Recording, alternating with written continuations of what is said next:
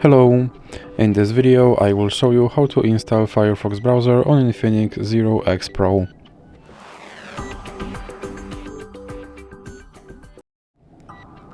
So you have to start by opening your Google Play Store, then click on search bar and type in Firefox.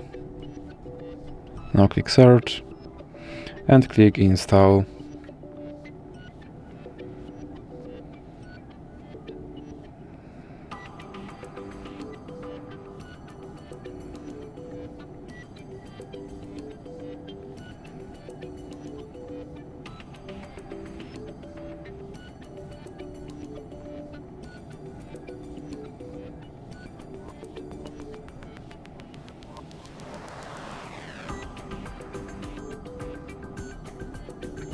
And now click open, and here you have to click on agree and continue, and now you can select your default browser, or you can click cancel and then click not now.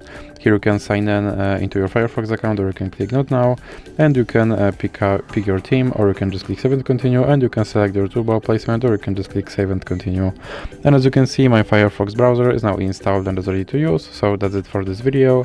If you liked it, please remember to leave a like and subscribe.